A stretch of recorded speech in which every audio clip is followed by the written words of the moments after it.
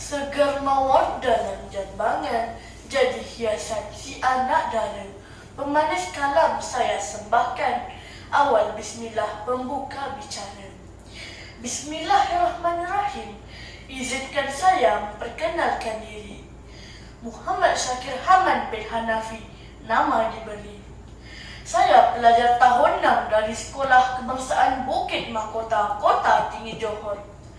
Hobi saya ialah membaca buku, manakala cita-cita saya ialah doktor. Jom bersama saya selami buku ini. Buku yang ingin saya kongsikan ini bertajuk Sang Kancil dan Perigi Buta. Kisah legenda ini diceritakan semula oleh Rahimudin Zahari.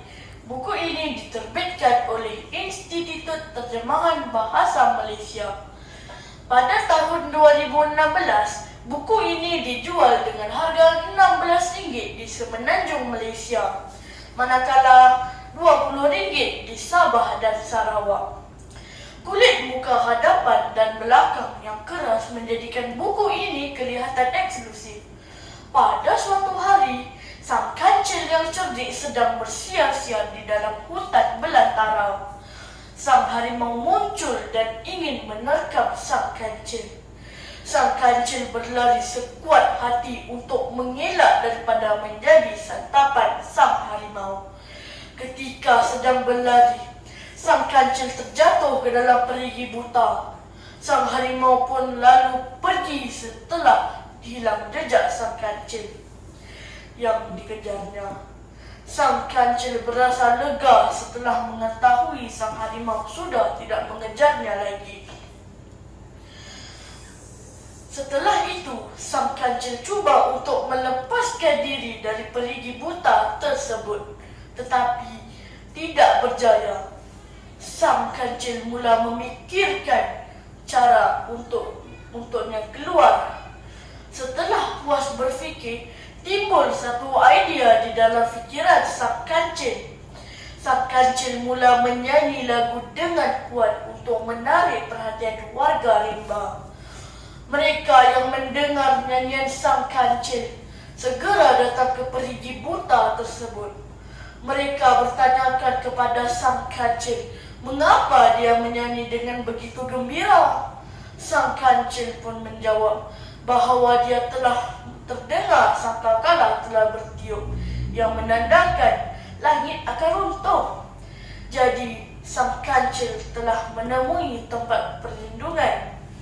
Sang gajah yang ketakutan dengan segera terjun ke dalam perigi buta tersebut.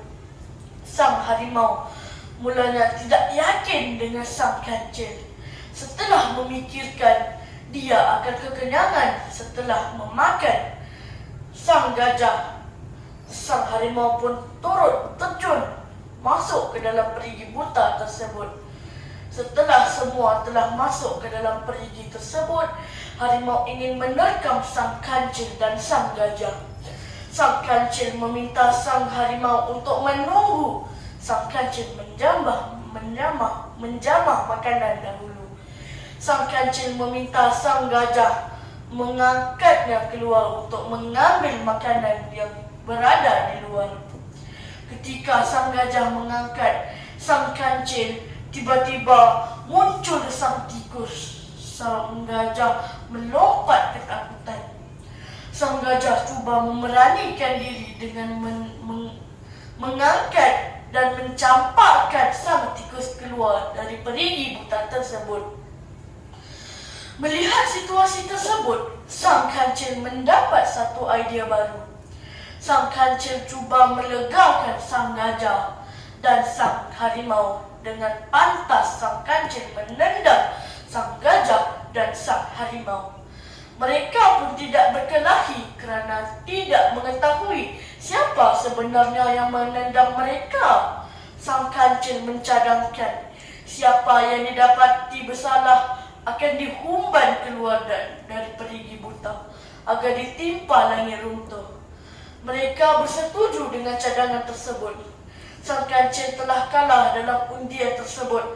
Lalu gajah menghumban sang kancil keluar dari perigi tersebut.